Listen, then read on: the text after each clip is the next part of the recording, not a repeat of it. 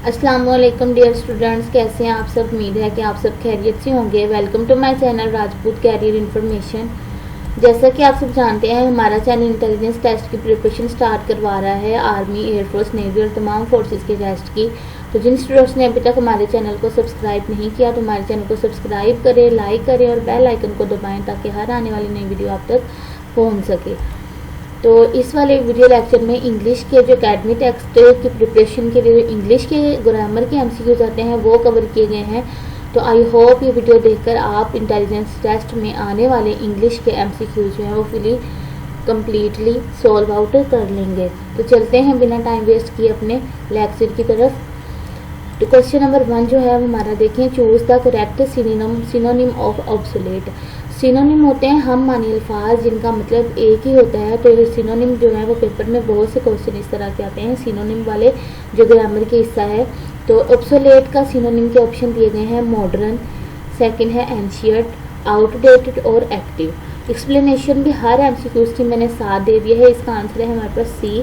तो कैसे है, जो ऑब्सोलेट है वो ऐसी चीज़ होती है जो कि हमारे यूज़ में अब नहीं होती, जिसका अभी हमें यूज़ नहीं चाहिए। ऑब्सोलेट का मतलब होता है जब यूज़ में नहीं है, पुरानी हो चुकी है, जैसे कोई फर्नीचर वगैरह इस तरह का जो बेकार हो चुका है, जो हमारे यूज़ में अभी नहीं है या पुराना है।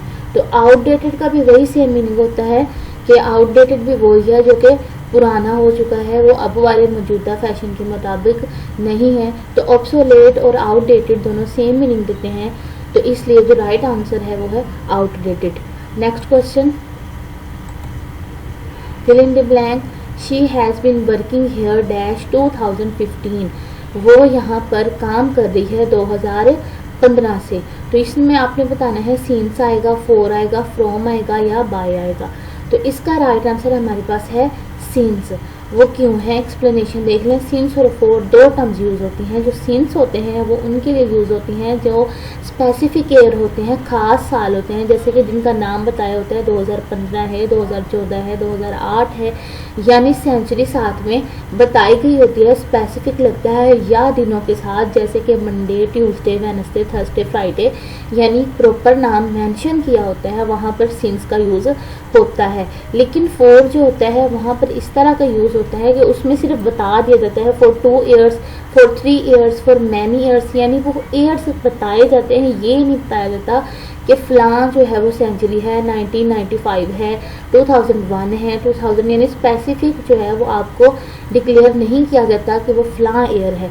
लेकिन जैसे ये 2015 है, 2016 है, 2017 है, तो ये हमें प्रॉपरली जो है वो समझ आ रहा है, अंडरस्टैंडेबल है कि 2015 की बात हो रही है। तो जहाँ पर प्रॉपर मीनिंग हमें स्पेसिफिक बताया जाता है वहाँ पर सिंस यूज़ होता है। सिंस स्पेसिफिक टाइम के साथ लगता है, since 2015, since Monday, since Saturday, since Friday, इस तरह करके। लेकिन जो फॉर है ये सिर्फ ड्यूरेशन, हमें अरसा बताता है कि इतने साल हो गए हैं, तो इसलिए हम यहाँ पे फॉर यूज़ करेंगे। अगर यहाँ पे होता 2 ईयर्स, 4 ईयर्स, 5 ईयर्स तो हमने फॉर लगाना था, लेकिन अभी हमें चूँकि स्पेसिफिक उसने सेंचुरी बता दी है तो 2015 के साथ सिंस आएगा। हाँ जी, नेक्स्ट क्वेश्चन हमारा देखिए, choose the correct passive voice. Passive active voice के क्वेश्चन बहुत से पेपर में आते हैं। जिन स्टूडेंट्स को टेंसेस का इशू होता है जो भी, लेकिन ये इजीली ट्रिक है एक्टिव और पैसिव वॉइस करने के, बिना टेंसेस के भी आप कर सकते हो। दे आर प्लेइंग फुटबॉल, तो ये एक उन्होंने हमें दे दिया है, तो इसका हमने करेक्ट आंसर बताना है। Football was played by them, football is played by them, is being played, has been playing. लेकिन आपने इसको अच्छे से एक आपने बात याद रखनी है कि जहाँ पर एक्टिव पैसिव वॉइस होता है वो आपने टेंस को पहले समझ लेना है कि कौन सा टेंस है। इसका आंसर हमारे पास है football is being played by them.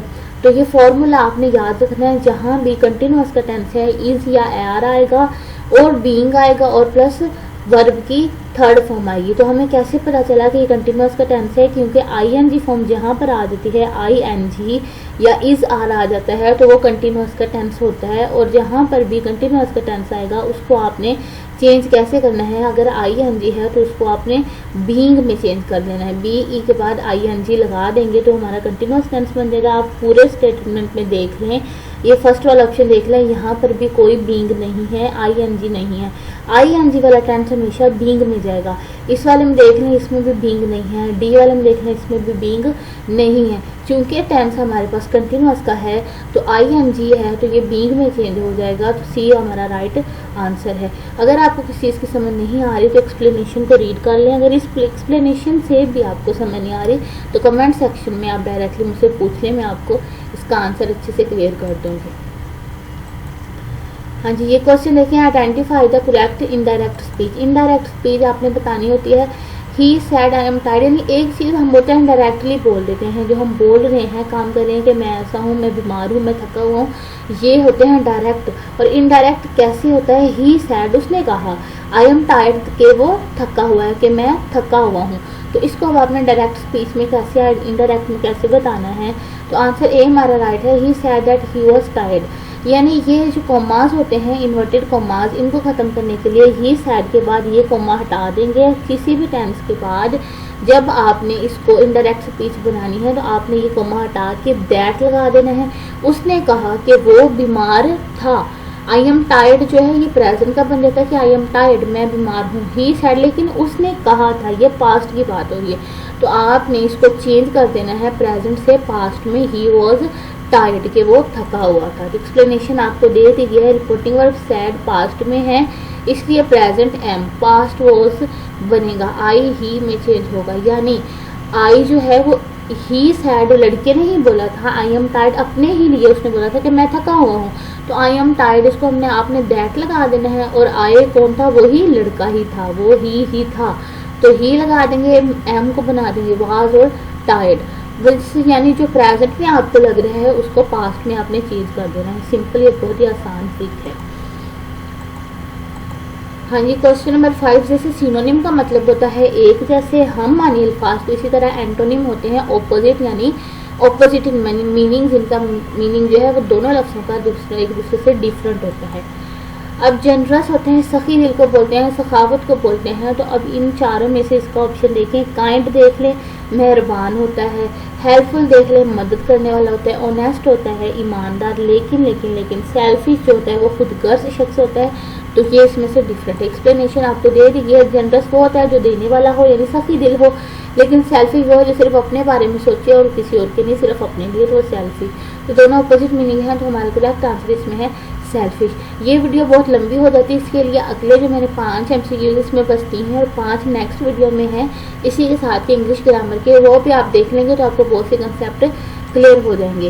उम्मीद है आज का लेक्चर आपको अच्छा लगा होगा। तो मिलते हैं नेक्स्ट वीडियो में, और अगर कोई बात समझ नहीं आती तो कमेंट सेक्शन में लाजमी पूछें। दुआओं में याद रखें और अपना ख्याल रखें। तब तक के लिए अल्लाह हाफिज़।